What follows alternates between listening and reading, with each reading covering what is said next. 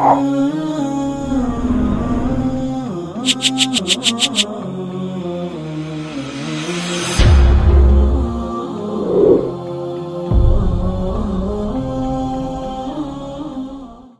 کے سرحدی علاقوں میں موجود لاکھوں پناہ گزین اس وقت انتہائی غذائی قلت کے شکار ہیں۔ زمینی حقائق کے مطابق سب سے زیادہ مہاجرین ترکی کی مہمان نوازی میں ہیں۔ 90 لاکھ کے قریب انسان ترکی اور شام میں فاقہ کشی پر مجبور ہیں۔ ترکی سے ایک مستند پاکستانی مفتی عالم دین جو کہ خود بنفس نفیس وہاں موجود ہیں اور ترکی حکومت کے معتمد ہیں کی اطلاعات اور دیگر آزاد ذرائع کے مطابق 40 فرن پلانٹ تندور جو روٹی مہیا کرتے تھے ان میں سے 28 بند ہو چکے ہیں۔ فرن تندور یا بیکری کو کہتے ہیں۔ یہ ایک فرن تندور ایک دن میں 70,000 روٹیاں بنا سکنے کی صلاحیت رکھتا ہے جو 18,000 خاندانوں میں تقسیم ہوتی ہیں۔ یہ روٹیاں شامی پناہ گزین زیتون کے تیل اور زعتر کے ساتھ کھاتے ہیں اور اس وقت لاکھوں مسلمانوں کی واحد خوراک یہی ہے۔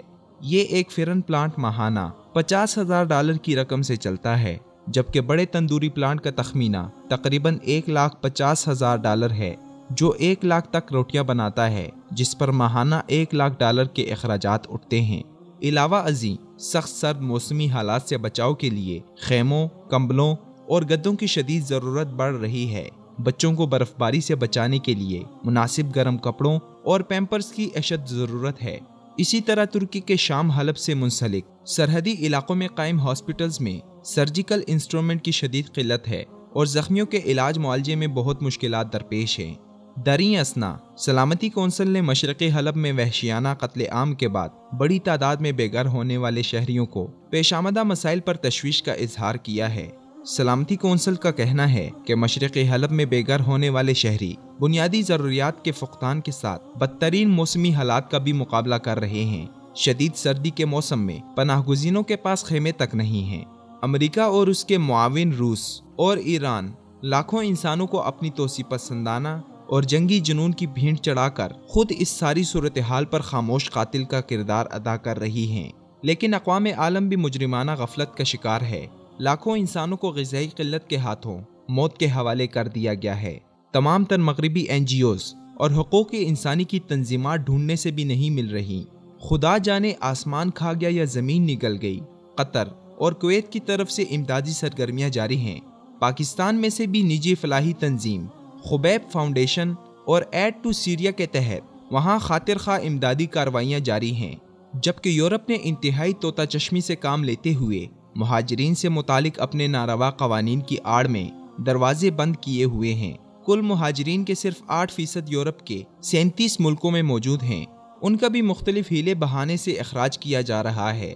ان کے علاوہ تمام تر مہاجرین کا بوجھ اکیلے ترکی حکومت اور عوام اٹھا رہے ہیں، جس سے ترکی کی معیشت پر زبردست دباؤ آ رہا ہے اور ایک گیم پلان کے نتیجے میں ایرانی، امریکی اور روسی گٹھ جوڑ کے تحت ترکی میں حالات کو کشیدہ کیا جا رہا ہے۔ بم دھماکے اور دہشت گردی کو پروان چڑھایا جا رہا ہے۔ ترکی کی معیشت کا بہت سارا انحصار سیاحت پر ہے، تو حالات کی خرابی سے ترکی کی معاشی رگ سیاحت کو کاٹنے کا بندوبست کیا جا رہا ہے تاکہ ترکی میں جس فوجی بغاوت کو ترک قوم نے ناکام بنایا تھا اس کی تکمیل اس طرح کی جائے اور وہاں حکومت کو کمزور کر کے ختم کیا جا سکے۔ مصدقہ اطلاعات کے مطابق شام کے شہر حلب میں شہریوں کے وحشیانہ قتل عام کے بعد بشار الاسد کی وفادار فوج اور اجرتی قاتل ایران اور روسی حلب کے اطراف میں واقع علاقوں میں حملوں کی منصوبہ بندی کر رہے ہیں اور ادلب پر سے ملکی اتحاد رالیں ٹپکا رہا ہے۔ اس صورت میں ترکی پر مہاجرین کا مزید بوجھ ڈالا جائے گا۔ باوثوق ذرائع کے مطابق ادلب پر بھرپور حملہ کر کے مہاجرین کو ترکی کی طرف دھکیلا جائے گا، جس سے ترکی میں اشیاء ضروریات زندگی کی قلت پیدا ہوگی، گرانی پیدا ہوگی۔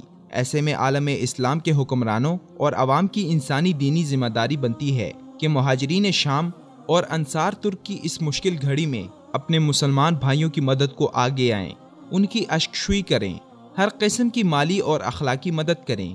پاکستانی عوام ترکی کی حکومت سے منظور شدہ اور معتمد ادارہ خبیب فاؤنڈیشن، جس کا دفتر F8 مرکز اسلام آباد میں ہے، اور ایڈ ٹو سیریا کے منتظمین سے رابطہ کر کے یا براہ راست ترکی کی مہاجرین سے متعلقہ تنظیم IHH کے ذریعے سے اپنی آخرت کا توشہ بنانے کے لیے امدادی رقوم بھجوائیں۔